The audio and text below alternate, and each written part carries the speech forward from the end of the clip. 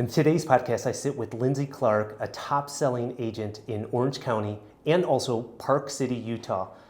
Let's learn how she got started into real estate, how she started in Park City, and why she moved to Orange County. She is a wealth of knowledge, and I like two key phrases she gave in the podcast. One is date the rate, marry the price. Find out what that means. And also, I like this phrase that she used is, in your business as a real estate agent, it's like a beaver building a dam with sticks. Build more and more sticks and the momentum will build up. And even in today's market, when the market changes, you're gonna see a flood of new business, and that's the dam breaking. Take a listen. Lindsay Clark, you're gonna like this one.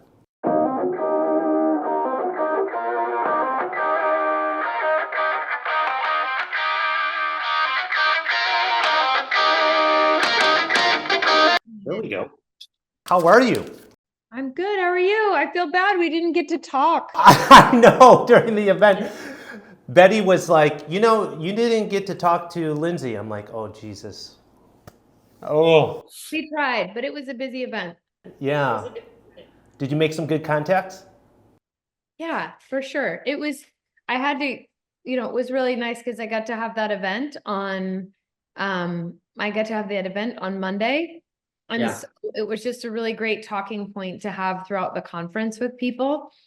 It gave us an easy starting point. I loved hearing everybody's different opinions of value and just how the property, hi, good to see you. How the event was presented, etc. It was, yeah. And what I remember, it was like 7 or 8 lots or something like that you had there on the ocean that you brought the people over? Yeah, so it's a 3.7 acre parcel that's on the ocean side of PCH and has 320 feet of beach frontage. And it's land. It's just land, $50 million. It's 11 parcels, all owned by one single owner. And he was going to have it as a big family compound. They've used it. There are 3 little homes on the property that we're not assigning any value to other than the fact that they're just there. His daughters actually still live there, and they've just decided that it's more projects than they want to take on, and they're going to sell it. So they're asking 50 million, and it could very easily be a really interesting boutique development. It's gated. There's an entry and an exit, and it's gated on both ends, and it's private beach access to a public beach. But it's at the south end of the public beach, so there's not a lot of people there. And I mean, it's magical. How far is the property from the hotel we were at last week? Like a 5-minute drive south. Okay. It abuts to a community called Three Arch, and Three Arch is just down there. It's a really great gated community with private beach access. So a $50 million listing, is that the most expensive listing that you've exclusively represented?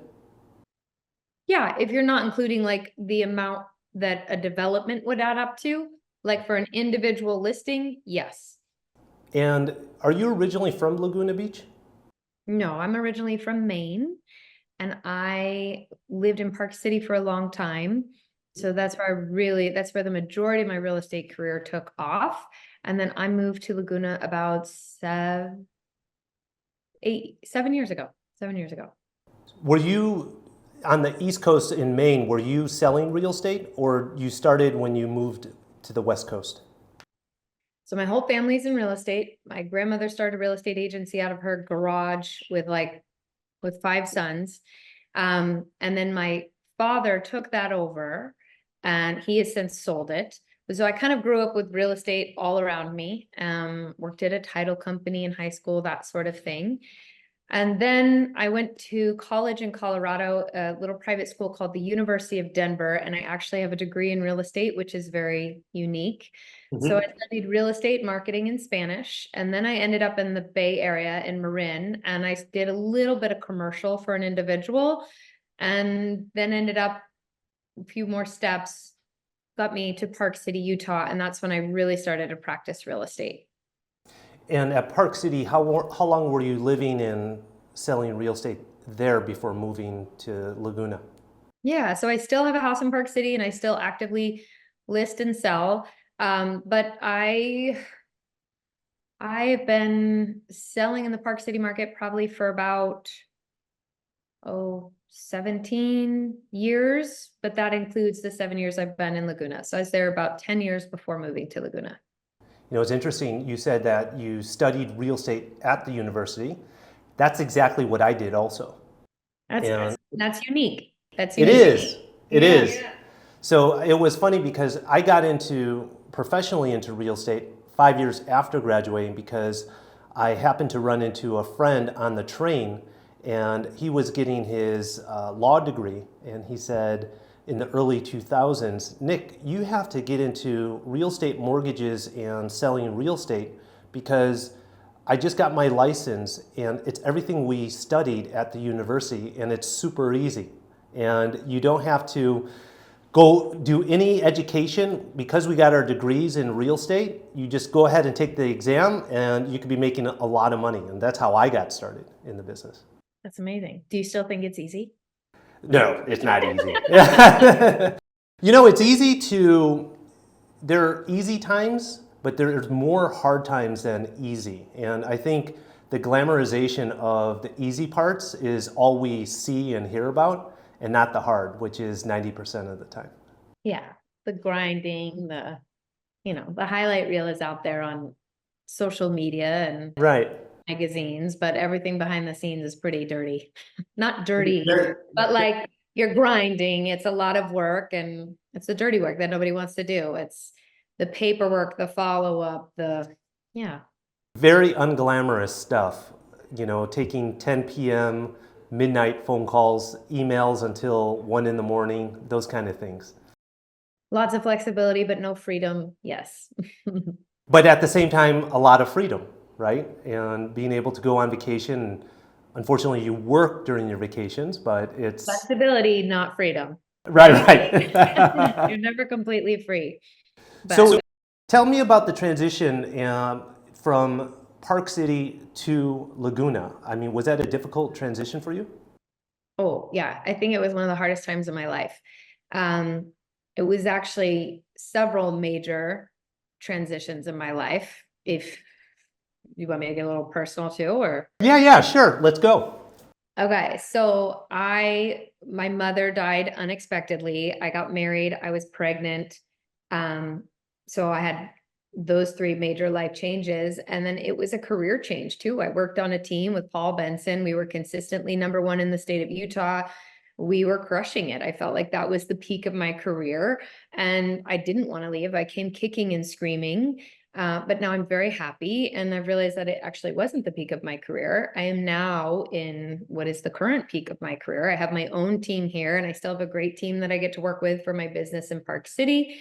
But it was hard. And it was also hard to go from being really well known in an area, like every agent, we all knew each other. We had relationships. I knew who to call for what.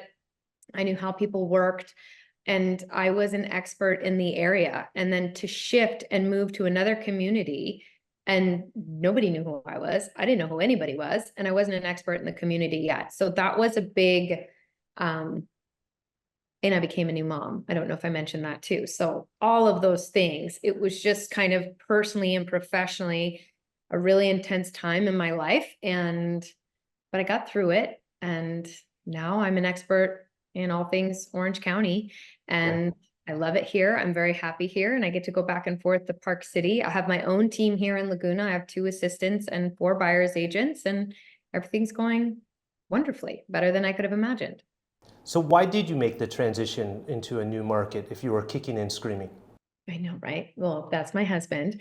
And so my husband, he grew up here in Laguna Beach and he was starting his business here. So for the whole first year of our marriage, we would actually commute back and forth to each other on the weekends.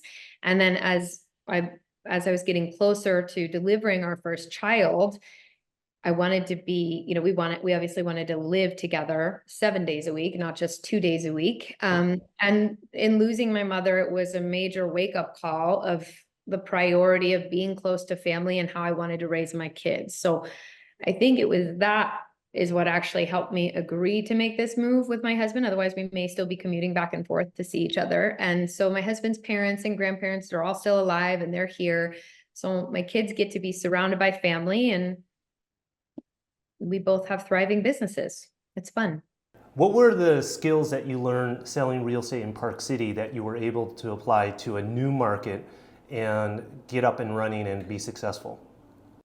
That's a great question, because they're two very different markets. We have a lot of overlap of people going back and forth between the two communities, but in Park City, it's much more of a second home market, especially pre-COVID. Now there's a lot of people that can actually live and work remotely from Park City. So I think that number's probably shifting, but being primarily a second home market, people didn't have relationships. So I used Zillow a lot. Zillow worked really well. Open houses. It was easy to build relationships with clients because they didn't know anybody else. And here in Orange County, everybody knows a realtor. Everybody's related to a realtor. Their best friend is a realtor. It's incestuous. And that was hard to break into. It was hard to like make a name for myself in this community. In Park City, it was easier to just kind of wing it. But in Park City, those relationships, the average timeline for a buyer was actually more like 3 years. So you would meet this client, you would show them property, they're in town, they're all excited about it, and then they leave and they completely forget about you, Park City, and all things until they're coming back for their next trip. So you really had to stay in communication with your clients. You had to continuously add value and share opportunities with them, check in, make sure you knew when their next trip was, and see if they would like any help making dinner reservations, or if they wanted recommendations on where to stay, what to do, etc. So there was like this whole concierge piece that I don't think all people, well, they should be doing it because it's very helpful, but to maintain that relationship. And so where I think that's really helped me in Orange County is here, people show up, buyers are not loyal. And of course I was starting with buyers more so than sellers when I first moved here. They're not loyal. So they meet you in an open house and they might buy from you, or they might buy from the next guy, or maybe they'll use their friend, but you have no idea where you stand. And I think a lot of people, the transactions here can happen rather quickly. So you can meet somebody on a weekend for an open house and you're making an offer that week. I think one of the things that has really helped my business stand out from other people is that I'm in it for the long haul, and I understand the value of creating that relationship, maintaining that relationship. So whereas a lot of clients that I have that aren't quite ready, or, they're like, well, I think I'm a year out, I need X, Y, and Z. And, I just started this new job or whatever that is. I believe in the long haul. I like to start educating them, meeting them in person, showing them homes to educate them on the market so that when it comes time to make that decision, when they have the funds or whatever it is that they're waiting for before they make this decision, that they're really confident in the decision that they're making. Yeah. Our primary market is second homes. And so I completely can relate to the 2, 3, and in upwards of 10 years relationship before you transact with a client. And I can see in a primary home market, those skills that you develop in keeping in contact, nurturing, adding value is extremely helpful to service your sellers in a primary home market, because it's so intensive and so much into the details in nurturing that relationship with your sellers that as a buyer agent, in a primary home market, you don't really do that as much. But you're forced to do that in a second home buyer market.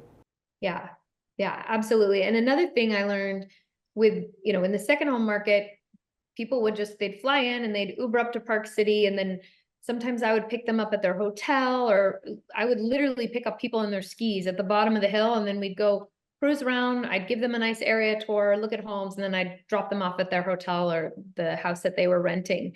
But it's actually putting somebody in your car and driving them around the area and sharing the community with them. So a lot of our buyers here are local to Orange County. Maybe they're from Dana Point or inland and they're moving to Laguna or Newport, or, so they've been to Laguna, they've spent time here, but they don't really understand the neighborhood. So what I've really worked with my team on doing, and another thing I should say is nobody wants to get in a car with you here in Southern California because it's traffic. So they don't want to sit in a car with you to go through traffic. They're going to meet you here. They're going to follow you. They want to be in their own car. They want their exit. but we really try to invite clients to come with us, hop in the car, so we can drive them around and educate them about the area. And so even if we're not looking at homes in that area, we can drive through and say, oh, this pricing starts here. This is the, if I'm sharing information on a gated community or price points or restaurants or shops, whatever that might be, I can actually point it out, and whoever's in my car, I'm getting to know them, what's important to them, who they are as a buyer, how they're going to be living in Laguna, and I can share Laguna with them. So in 2024, what percentage of your business is in Park City and how much is in Orange County?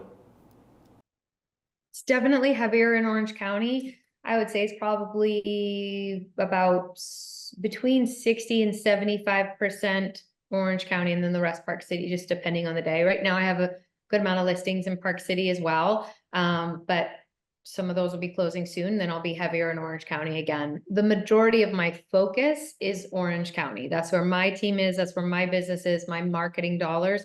Everything is Park City is just continuing to nurture my past relationships. How do you nurture from so far? It's just so easy with phone calls, Instagram, sending a thoughtful gift or,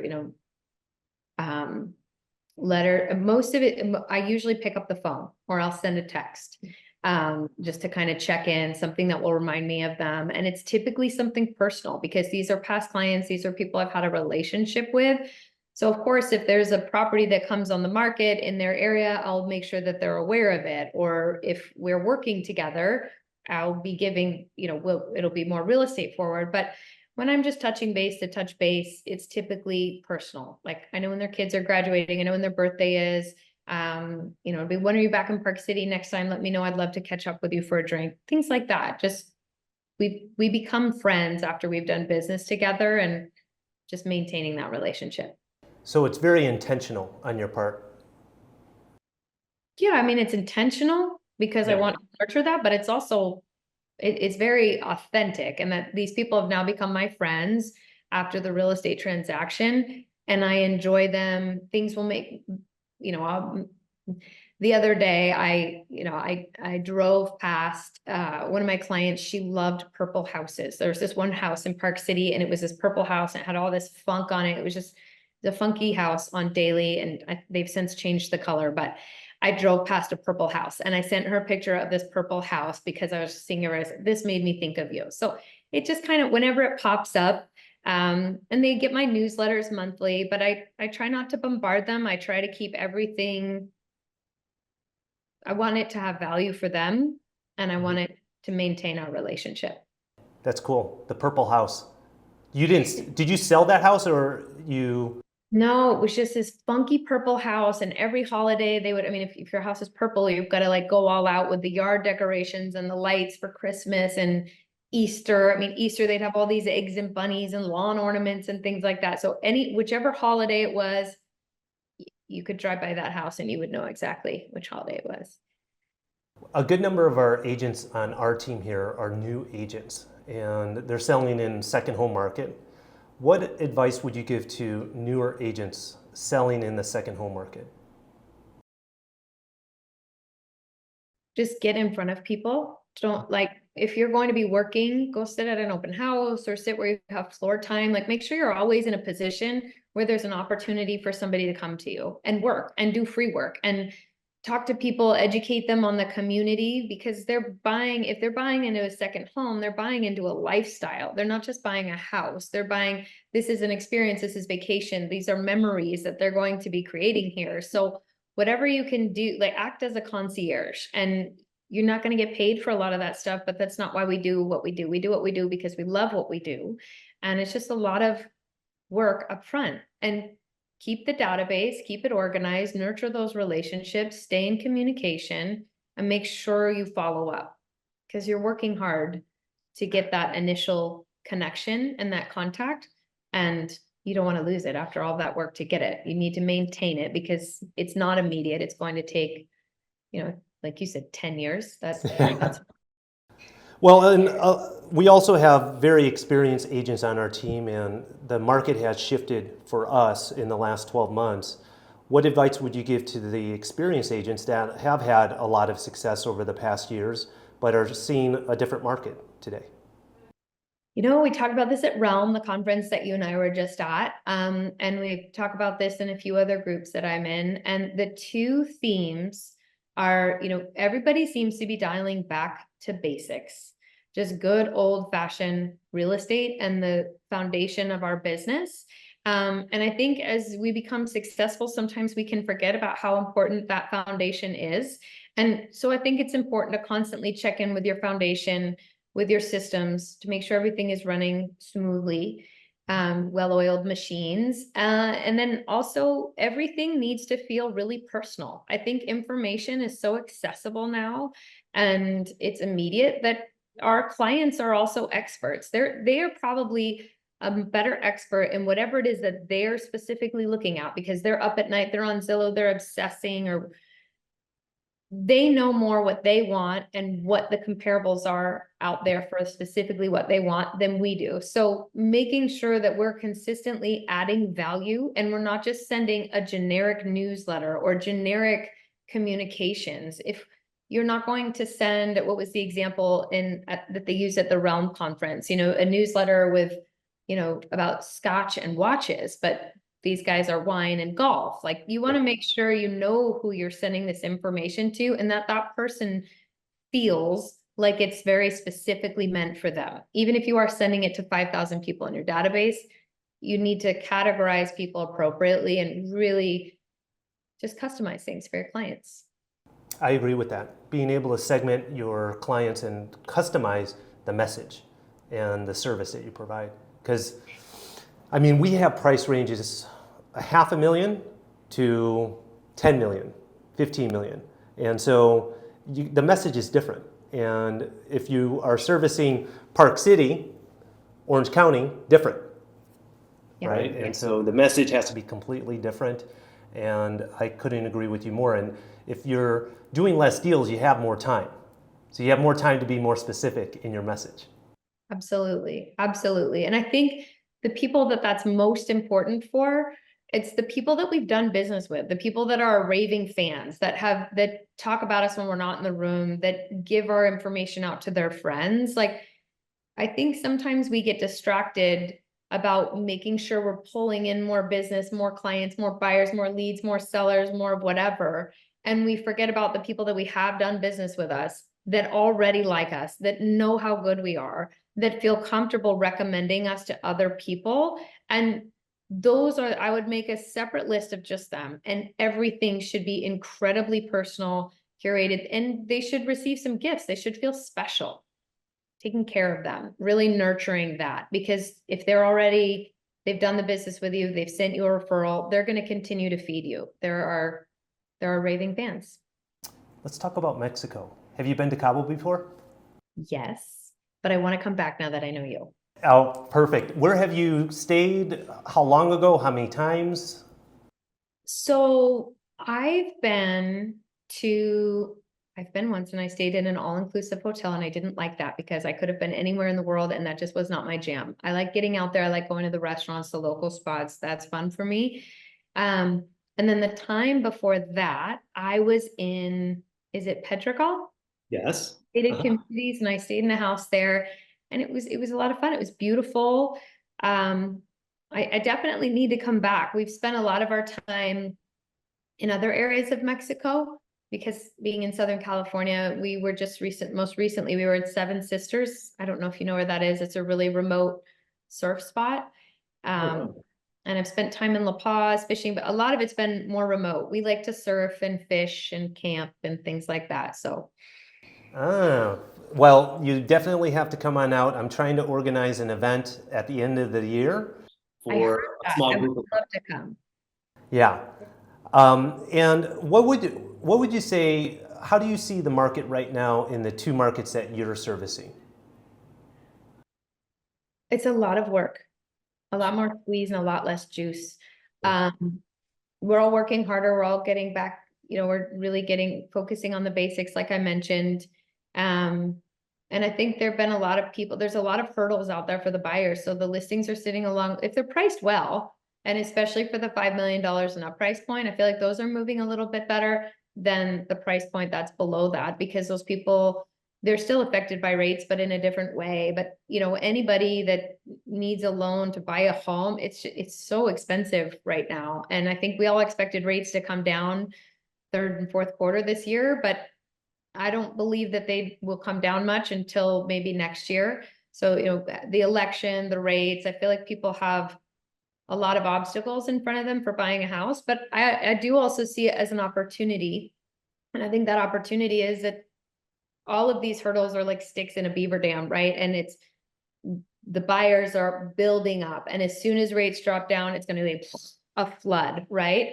And so I'm trying to encourage my clients to take advantage of this. There's that saying that we all know, it's date the rate, marry the house, like marry the purchase price, because you can't change that purchase price, but that rate might change.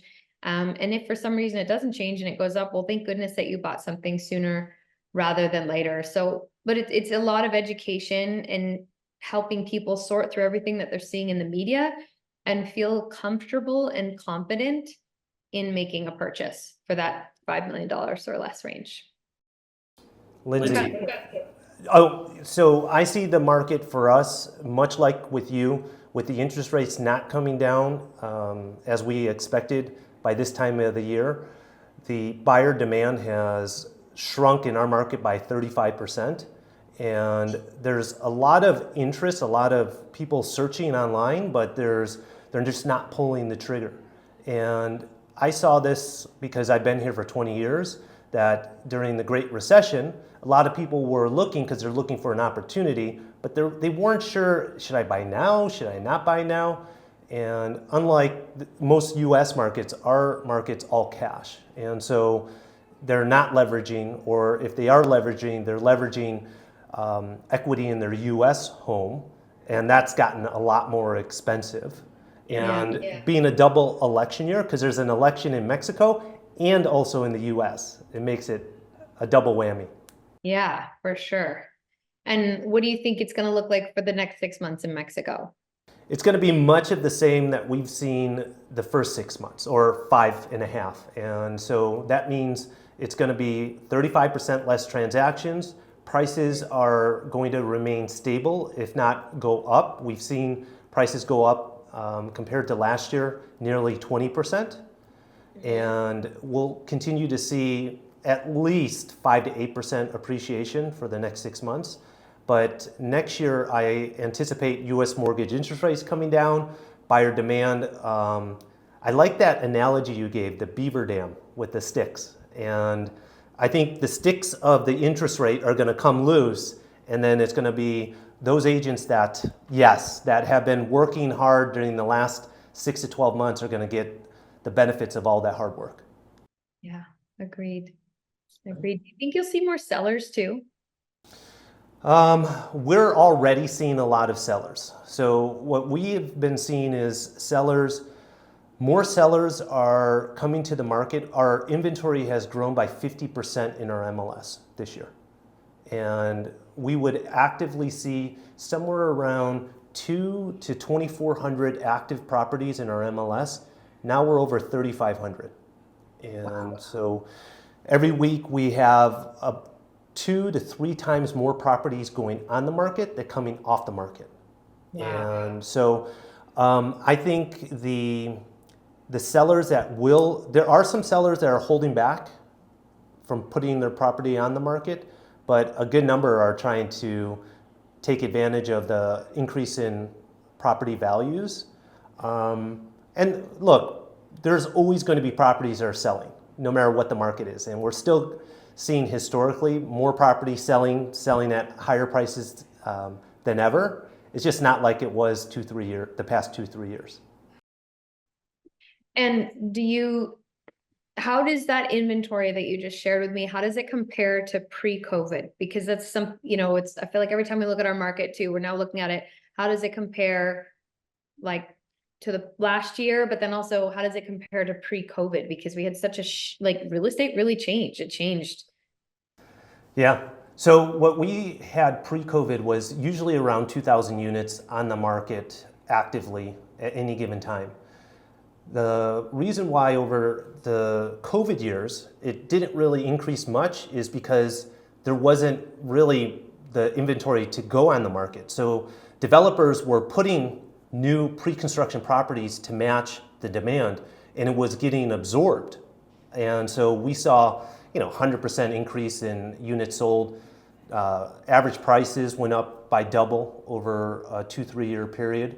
And now that the buyer demand has simmered, sellers, it takes a while for sellers and developers to, get the memo. And so they're still flooding the market with that. It's just not getting absorbed. So that's why we've seen a 50% increase in inventory. And I think at least the advice I'm giving developers, if you can, hold off. Hold off. I just had a meeting this morning with one of our own agents that wants to put a spec home on the market. I said, it's not ready. The market's not ready for that. Wait. And so... Is that agent going to use it as a rental in the time being, or? It's a property that's not built yet. And so she is in the best position not to do anything. She just has the land. And so it's a perfect example of getting the right advice and being patient to wait for the market.